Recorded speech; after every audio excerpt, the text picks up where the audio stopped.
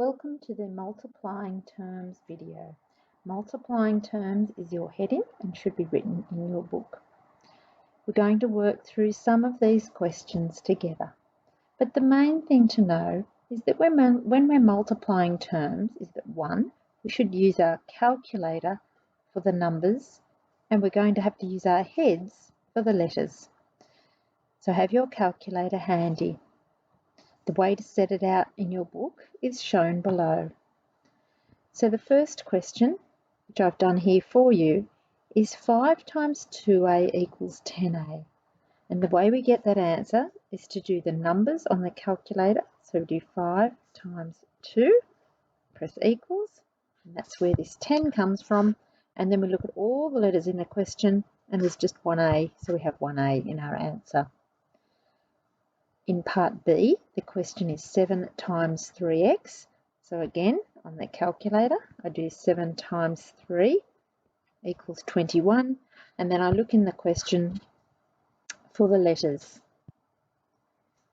I'll do one more. So if I have a look at C, the question is 8 times 2m.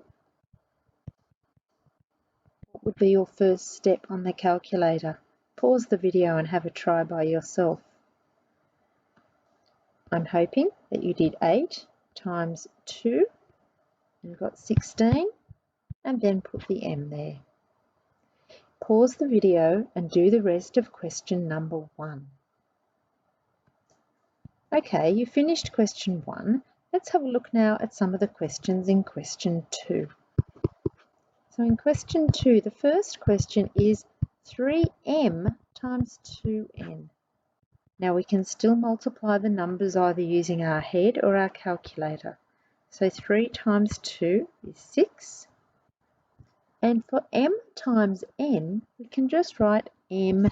In algebra, if we have letters next to each other, we know that means to times them. I'm going to jump forward to question J, because something different happens here. In J, we've got 6x times by 3x. So we can do the 6 times 3 on our calculator. 6 times 3 equals 18.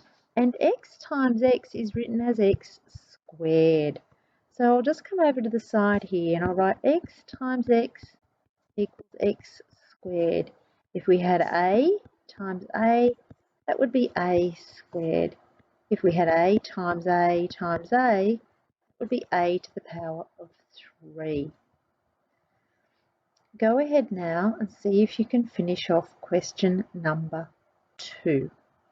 Then come back for question 3 and 4. Now that you've finished question 2, let's have a little look at some of the questions in 3 and 4. So I'll have a look now at 3a. We've got 5ab times by 4n. So we'll do the numbers on our calculator. 5 times 4 equals 20. And then we've got an a, we've got a b, and we've got an n. So it's just 20a, b, n. Let me jump down to to L. X times 4y times 3. Now this is like having a 1 here. So we've got 1 times 4 times 3, which is equal to 12. We've got an x, we've got a y, and there's no letters at all here, so we just have 12xy. Pause and do question 3 and come back for question 4 when you're ready.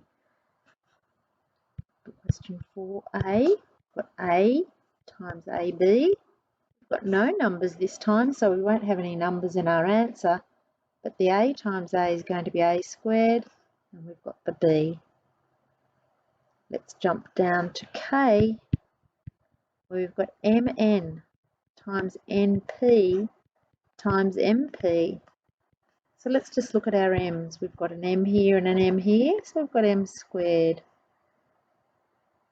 We've got an n here and an n here, so we've got n squared. We've got a p here and a p here, so we've got p squared. And that's our final answer. Have a go now at question number 4. I will put the answers onto your page of questions. Bye.